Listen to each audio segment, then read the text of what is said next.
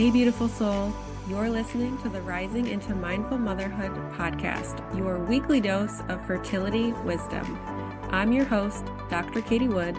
I'm a barefoot mama bear, pharmacist, and integrative fertility coach. This is your go-to podcast for all things to naturally nourish your fertility, embody womb healing, and reclaim your feminine power to accelerate your path to pregnancy. My expert guests and I will be having intentional conversations to discuss the many facets of a thriving, fertile foundation, natural wellness, and how we grow and transform as women on our journey to motherhood. So let's dive in, shall we?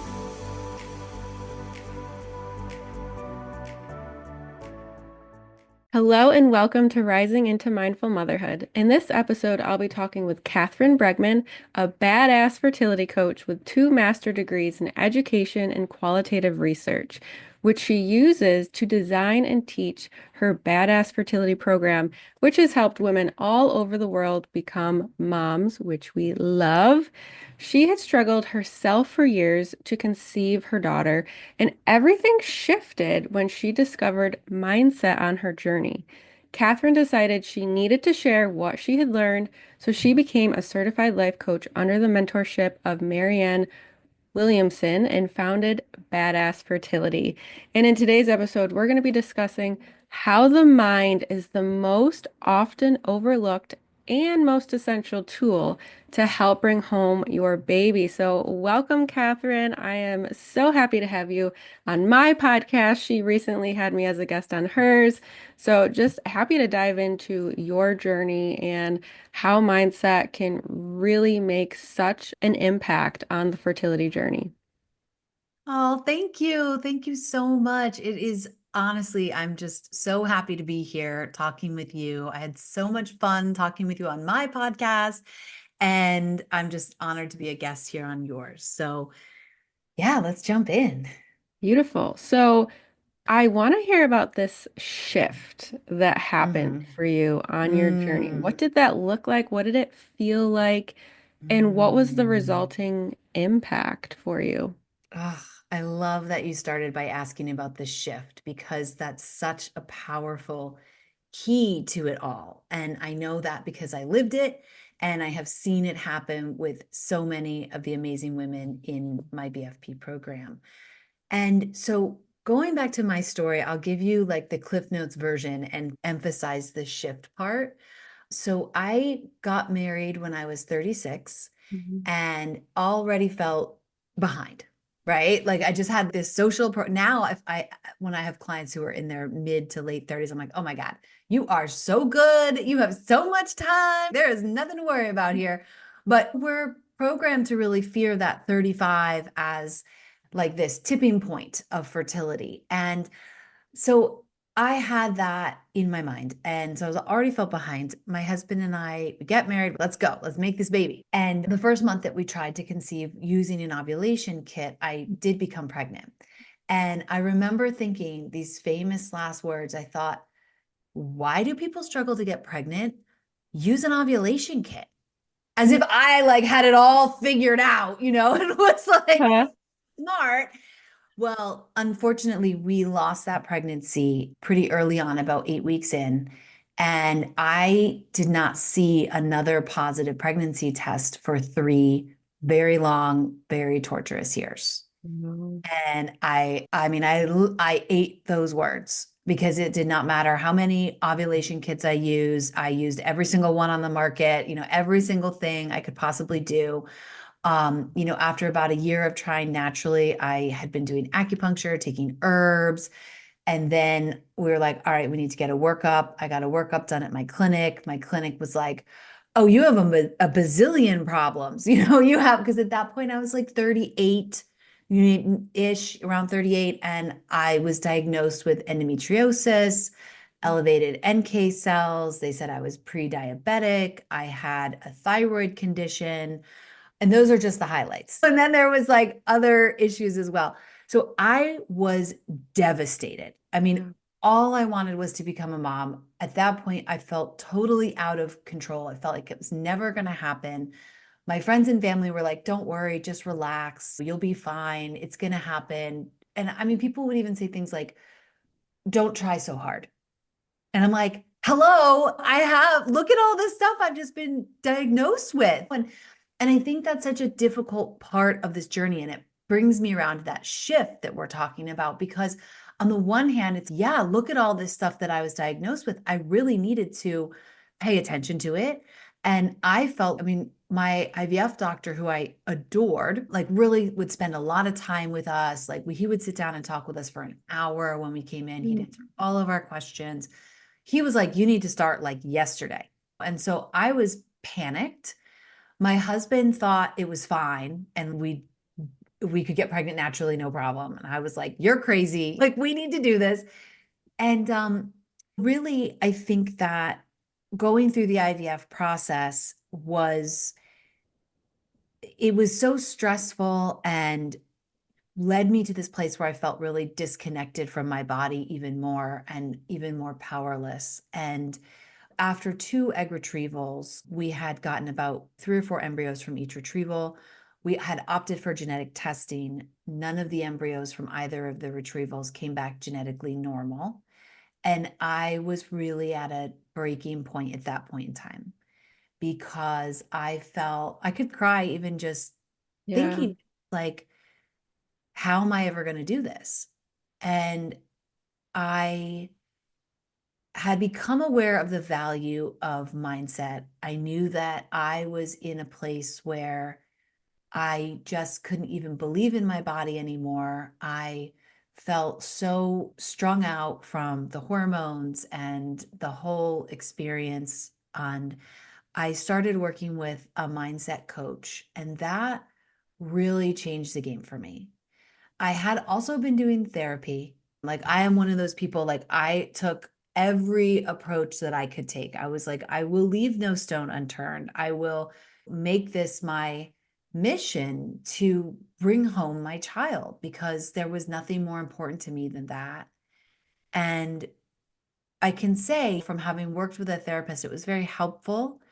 But I also needed somebody who was helping me look forward, really coaching me on believing in myself, on not being bound by the timeline, and starting to really listen to my body and what was going on. And the shift really happened there, because when I started to actually regain confidence in myself, when I was no longer just handing the job over to external actors, who, like doctors, professionals, people who are amazing, who have a tremendous amount to offer, but who don't know me as well as I know me, and Mhm. also don't care as much about me becoming pregnant as I did, because nobody cares as much as you, like maybe your partner, but that's it. So I actually decided to pause IVF. We had bought a package. We had 1 more egg retrieval, and I was like, I can't do this. And I took time off, even at, getting closer to 39, which took a huge amount of courage. And in that time, I started working on my body. I started doing things I'd never done before, hit exercise, which was something that, like, I love yoga, I love Pilates, I do not love cardio. And like, I was being encouraged. Like, they were like, you need to do the cardio to balance your hormones. And so I did. And when I was doing it, I think the real key, and I'll give you an example of the shift, because I don't want to ramble too much about my journey. I want to also talk about other things. But the an example of the shift that I'm talking about is, there was a moment when I was working with this trainer doing an exercise, which I would call a bit hellish. Okay, I don't know if I can say that, but like, where you had to step up and down on a bench, right? But you had to do it really fast. And it's like up, down, up, down, up, down, up, down. And I think I was using weights or something. And this is just like my idea of torture. Like, I don't, historically, now I might be more into it, but at the time I was just like, this is so not me. And I remember thinking, God, I just want to give up. And instead, this new thought came into my mind, and it was, I'm going to become a mom. I'm going to become a mom. I'm going to become a mom. And I just kept saying it to myself over and over. And I believed it. I believed it fully in every fiber of my being. And it was what fueled me to continue through that exercise. At the end, the trainer looks at me and he goes, man, I don't know what happened, but you just like picked up and went off at like whatever moment in that exercise. And I did not share with him what I was thinking because I didn't really feel like I wanted to disclose, but I knew. And that to me is the power of the mind body connection. And it may seem small, but it is so significant when you can take what feels like torture and turn it into an opportunity for success, for bringing home your baby. That's when your mind is working for you and it can become the most powerful muscle in your body because it really does fuel everything else. So after I started working on mindset, about 6 months later, I got pregnant naturally. Right? Yeah. Okay. And it's not just like, oh, I started believing. It's like when you change your thoughts, your beliefs shift and your actions change too. And it's that synthesis of motion that really leads to transformation. And so I got pregnant and right before I was going to go back for my third egg retrieval, like within a couple of weeks. And my IVF doctor was like, what? Like the people in the clinic could not believe that it had happened. And that's when I just knew like this stuff is so powerful and real. And if I hadn't done it, I don't know how much longer it would have taken me to get to my daughter. Mhm. Yeah. Oh, my goodness. I love a good story like that. It just makes me so excited and is just like a hella good reminder to be like, yeah, Katie, this is why you do what you do because this is just badass fertility right here, right? Exactly. Exactly. Ugh. So, when you were sharing about that pivotal moment with your trainer, I'm a very visual person. Literally, what came in my mind is like all of your cells just lighting up, lighting up, lighting up, all coming online. Hello, Kathryn is here. She's Yes. on the same frequency, the same wavelength. Okay, everybody get to work. That's literally like what popped Mm. in I love my that. That mind. is It's such a like powerful all visual. the lights popping on. Yes, Yeah. it's true. It's true. Mhm. And that's something that like we know is real when we live it, but it can feel really abstract. And like when you're in the pressure of, but I just want to be a mom, it's hard to let go and start to trust that whole process, but And yeah, I think there is a difference of I have to think this and got it. forcing it Yes. versus it sounds like you just decided instead of forcing it. Hmm. So there is a Yes. difference in the energy in how you're really approaching that mindset shift. Absolutely. I always talk about that. I think I have a Badass Fertility podcast episode about that, where it's like affirmations themselves. Hmm. They don't, I'm not going to say like they don't work, but it's the energy underneath the affirmation. It's not that I was saying to myself, I'm going to become a mom. Because if I was saying that, but not feeling it and not believing it, it wouldn't have been as powerful. Hmm. Sometimes we have to say something over and over before we start to believe it. And that's Yeah. okay. It's you got to start going to the gym before you like going to the gym. And but you will like it if you keep going, generally speaking, right? Once you find the thing that works for you. And it's similar, I think, with the affirmations or thoughts in general. Like sometimes you have to just almost, it sounds cliche, but fake it till you make it. But it's the making it part that's where like the magic happens when you do that work and you can start to believe it a little bit more and feel it in your body. And like you said, have like your cells lining up and everything just exploding. And yes, here we are. There's fundamental shifts that occur. And I'm not a physicist or a doctor, but I know it happens. Yeah. And I feel like there is this extra layer that since you were doing like physical exercise, you are moving your body, you are Hmm. actually becoming embodied in that feeling as well. So I think having that physical aspect also brings it to like the next level. So whether that's going on a walk or doing some yoga poses and just like you kept saying it over and over again in your mind and in doing that, I think that that brings another level of embodiment and kind of turning all the cells online, right? Absolutely. I think so. And I think that that interesting thing, I love that you said that about embodiment because I totally agree that different women, depending on their own physicality, their own histories with exercise, some people need to stop doing that intense exercise and do yoga. And some people like me Yes. need to do a little less yoga and get a little bit more sweaty, sweaty. Yeah. And Hmm. so that's where I think it can get confusing on the Hmm. fertility journey because there is not a one size fits all prescription all the time. And then again, that's where that mindset piece comes in is being able to figure out for yourself, okay, this makes me uncomfortable, but it feels right. So getting comfortable with being uncomfortable is something I always say is a really important aspect because we can't grow if we stay in our comfort zone. Hmm. And if you're facing blocks to your baby, then the odds are there's somewhere in your life that growth can help facilitate the change that will bring your baby home. 110%. Absolutely. Yeah.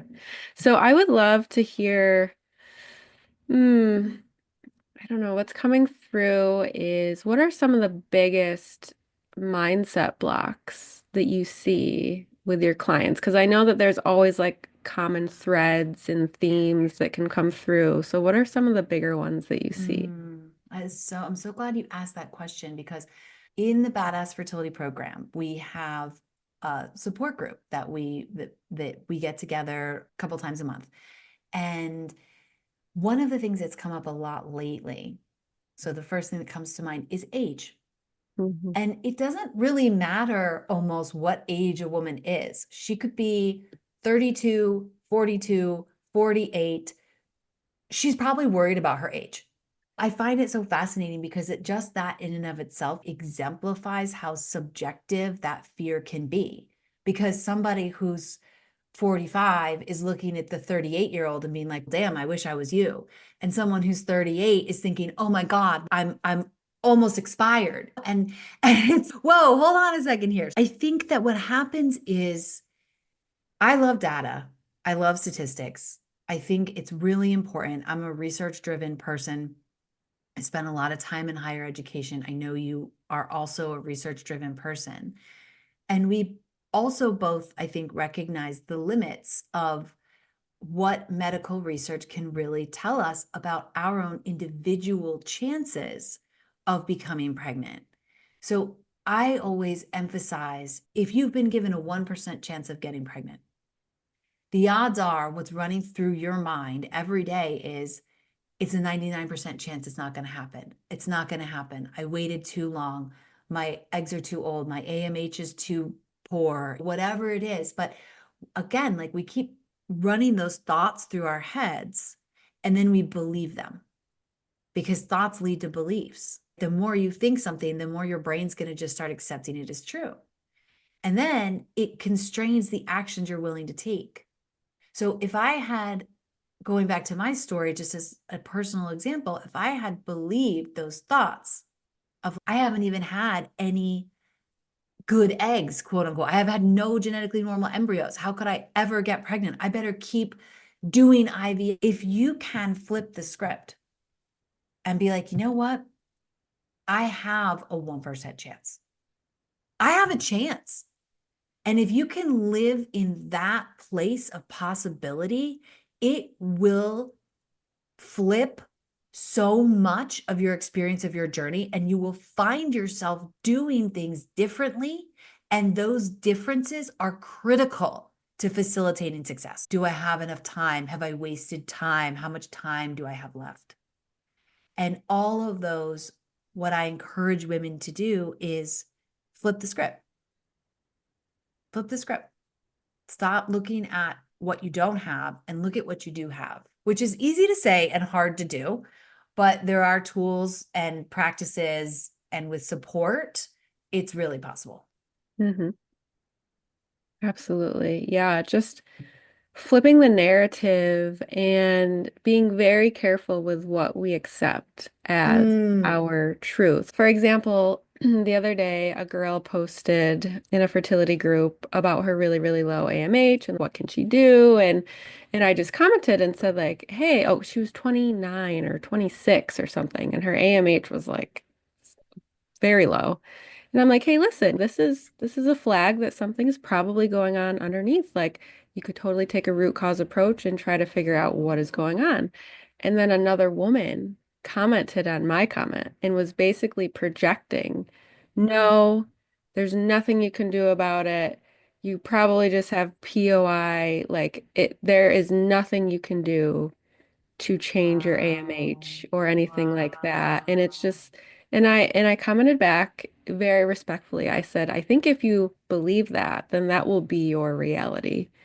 But Absolutely. on the other side of the coin, if you have the belief that there is something I can do about this situation, this is here as an opportunity for me to grow and evolve. I mean, look, I think you said you were pre-diabetic and your thyroid and all of these things. And those are things, whether you want to have a child or not, that you want to address so you can live Absolutely. with vitality and Absolutely. wellness. So I do Absolutely. think if you like, it sounds like that other woman had already decided because she was, I've been Hmm. to 5 different doctors and they all, the whole spiel, Yeah. but that Yeah. was clearly her belief that Hmm. Hmm. there's nothing I can do. So I agree that just flipping that narrative and deciding, hey, there is a chance here and I'm able to do what I can. Right? I just had Yes. a podcast episode about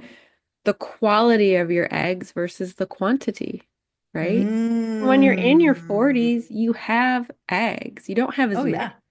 But you still have a lot. but you have, yeah, you have a I lot and mean, you yeah. have total control on how you can impact the quality of those eggs. Absolutely. And I think what you were saying, you didn't say this exactly, but it reminded me of a quote that I love, which is you get what you focus on. And that may sound like mystical or woo woo, but it's true. Like like what you focus on is what you're going to find. So if you focus on the fact that your health can be improved, your fertility can be optimized, that AMH, just to go with your example, is not a death sentence to your dream, but actually women with low AMH get pregnant. I was going Mhm. to say all the time, but I mean, they do. Women with low AMH get pregnant and shock their doctors all the time. So there's so much about reproduction that we don't really fully know, especially like within the Western medical paradigm. And I think that's where the work that you do is so valuable because you bring that lens of holistic awareness to the physical aspects of fertility. And I think that's critical. And I believe the mindset piece complements it because, again, if you're doing something and you're hating it or you're feeling punished by having to do it, which is how I would have felt before I worked on my mindset, then it's really like almost don't even bother. Because if you're going to wake up every day and be like, I can't believe that I can't have sugar and I can't have gluten and I'm miserable and this sucks and blah, blah, blah, blah, blah, you're just going to probably create emotional inflammation in your body. And then you're going to be working against the things that you're striving for. But if you can be in a state where you're like genuinely believing, oh my God, all I have to do is let go of a couple of foods, for just using this as an example. I'm not saying everyone should be doing this, just it's just a classic kind of example. All I have to do is let go of a couple of foods. Yes, I love them. I can go back to them one day, but this is going to help me bring home my baby. Like, amazing, and probably feel better in my body too. So it is that flipping the script. And, going back to the comment that you saw in the Facebook group, it's it's difficult because we get so much contradictory messaging on Mhm. this journey. And again, I think that's why the mindset piece is so critical, because we have to be resilient and we have to learn how to believe in ourselves more than we ever have possibly before. And in an area where we feel extremely vulnerable, because your ability to conceive and carry a child as a woman in our society, in our world, there's an identity factor there. And when it's not happening, it can deeply impact your sense of self, your sense of self worth. And when that sense of self worth is shaken, you're even more susceptible to that negative messaging because your brain is already hardwired to go to the negative. And now you're doubting yourself. And now you're going to believe that stuff more, become further paralyzed by it. And your opportunity to make your dream come true becomes even more constrained. Mhm. Yeah. What came through is like the energy that you're allowing to come in your space, because there is so many contradicting things and so much information out there. So it is really what you allow to come Yes. in, and just so, so good and so important.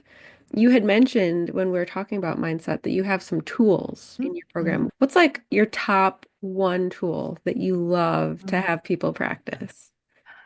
Oh my God, that's such a good question. I have so many. I'm like, ooh, which one do I want to You pick? can give more than one if you want. I just didn't want you to give all your tricks away. Yeah, no, no, no. I think the one I really like to talk about the most, because I think that it's the most, it's one that we tend to be the most aware of, is our, and it connects with a lot of what we've been talking about today, is our tendency to self-sabotage.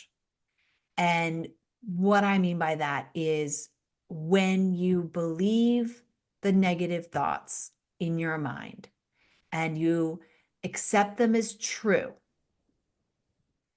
your ability to make your dream come true is automatically diminished because the actions you're willing to take are constrained. And so, what I mean by that is if you think to yourself, I'm running out of time, I'm running out of time, I'm running out of time, then it's going to be a lot harder to stop, gain clarity, get a real connected sense of what you need. And instead, you're going to find yourself in what I call conception chaos. And conception chaos, I argue, is an actual state of mind where women who are struggling to conceive, we know the research shows, have elevated stress levels. There's one study, you're probably familiar with it, that showed women who are diagnosed with my least favorite word, infertility, because that word is so misleading and I can't stand it. But women who are given that label have stress levels that are comparable to people who are diagnosed with HIV, cancer, and heart disease. So Mhm. this kind of diagnosis evokes a stress response that's comparable to a life-threatening disease. And stress is also harmful for fertility because it throws off the reproductive hormonal system by shifting the body's focus into this like fight or flight response. So I'm not going to get all into that, but we'll just take that as point value, right? So what can you do about it? We approach it from the mind body approach. So in the mind, we're really interested in starting to look at, okay, what are these thoughts? Are they true with a capital T? Like true. I had a client yesterday, I was coaching with her, a BFP member, and she has this belief that she's created. It's never going to happen for me. It's never going to happen for me. And she has a whole stack of reasons as to why. Yet she's in the BFP. She wants to have a baby. There's a feeling within her that she knows it's possible, but her mind keeps getting in the way. And so we're really trying to say, okay, is this true with a capital T? Do you know for a fact this is never going to happen? No, right? We don't know for a fact it's never going to happen. Then how can we become more aware of those thoughts? Not even trying to change them yet, but just recognizing them when they come into your brain and noticing that they're trying to present themselves as true, but they're not necessarily true. So we work on that, and I call that like the saboteur or the inner critic. And we have a host of different exercises and things that we walk through because all of those thoughts are really based in beliefs and thought patterns that were established within us as kids. Mm-hmm. And so we're really trying to break that stuff down and break free of it so that we can rewire the way that you think and allow it to serve you rather than get in your way. Mm-hmm. And then I will throw in one more tool just because I have to. I think that the really practicing some form of mindful breath really is the other, like kind of attacking it from the other angle. It's not just intellectual, but also, you were saying, embodied. I think that when we, I know, I mean, the research shows women who do mind body programs have been shown to, again, increase their odds of conceiving by 50%. And that's out of Harvard's School of Mind Body Research. That's Alice Domar who led that study. And there is power in using mindful breath, learning different tools, because it's soothing that nervous system response. It's allowing your body to return to a neutral state. It's providing space for the reproductive system to get engaged again and balanced again. And it's supporting you in questioning those thoughts and beliefs because it gives you more clarity in your brain. Literally, when you're in fight or flight, your prefrontal cortex shrinks. So your executive decision making skills are compromised. When you get out of that state of stress overdrive, then you actually literally think more clearly. And that's the place you want to be making these really important decisions from, not the place of what the heck, I just have to make this happen, but from a place of this is going to happen. What's the next step I need to take? I'm going to get there. Amazing. You articulated that so beautifully. So I'm so glad I asked that question. Thank you so much. Yeah, so much to just take from that. I think I always like to say increasing awareness allows space for change because if you don't have the awareness, then you don't even realize that it's available to you to change. Right. Exactly. Because we just, the thoughts we think over and over, and I don't know the exact number, but I think they say something like 95% or 85%, a very high percent of the thoughts you have on a daily basis are just recycled from the day before. And we just keep thinking the same old stuff over and over again. And we don't actually realize it's just made up. Like it doesn't, it's not true with a capital T. Yeah. Yeah. Stories our mind Mhm. has created. Yeah.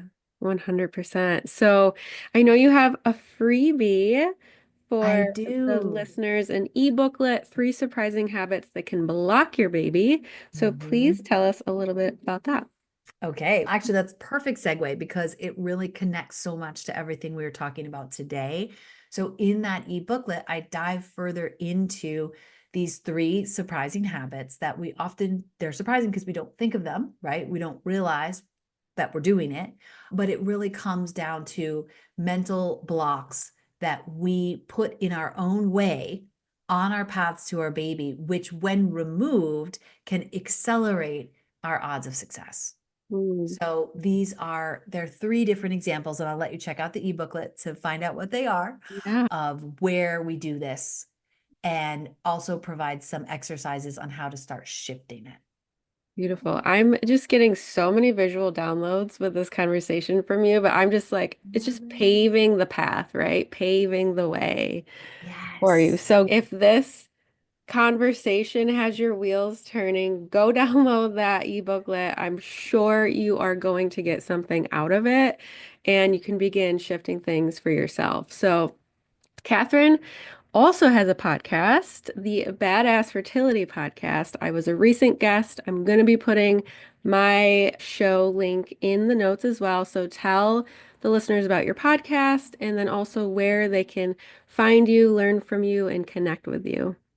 Thank you. Yeah. So the Badass Fertility Podcast is a weekly show where I really offer what I call high vibe inspiration, down to earth information, and authentic support. So we tackle a lot of the things that we talked about in today's episode, examples like how to deal with baby showers, how to identify mental blocks between you and your baby, all kinds of things that are really mindset tools and related to making you feel seen and providing support that will help you navigate this moment in time that can be so hard to handle. Amazing. Thank you. Yeah, check it out. Her podcast is Chef's Kiss, really talks about so many Thank things you. that I align with and am passionate about as well. And it really is the emotional side of fertility is just wanting to come through so much. It's Yeah. just so much more than the physical Yeah. limitations that we have in Western medicine, even functional medicine, to be honest. So explore her podcast and get that extra layer of support. And where can they find you and connect with you? Oh, thank you. The best place to come find me is on Instagram. My handle is Badass Fertility. And if you want to learn more about my programs or working with me, you can always check out my website, badassfertility.com. Amazing. Thank you so much, Kathryn. It was such Thank a you. fun conversation and just a reminder, right, that we don't have to be victims, I think, Mm, on our fertility hmm. journey. We can decide Yes. to really rise above and step into our power and choose to shift our mindset and the narrative. Absolutely. And as the title of your podcast, Rising into Motherhood, that so appropriately nails it on the head. Hits the nail on the head. So thank you. It's really been an honor to be here. I could talk about this all day, and I just really appreciate having this conversation. So thanks for having me. Thank you so much for tuning in to the Rising into Mindful Motherhood podcast. If this episode resonated with you or gave you an aha moment, stop what you're doing right now and write a review. This simple act of kindness helps me get this podcast out to connect with as many women as I possibly can. I also have a special offer. If you send me a screenshot of your review, I will take $250 off one of my premium coaching containers. Let me know what resonated with you the most and why.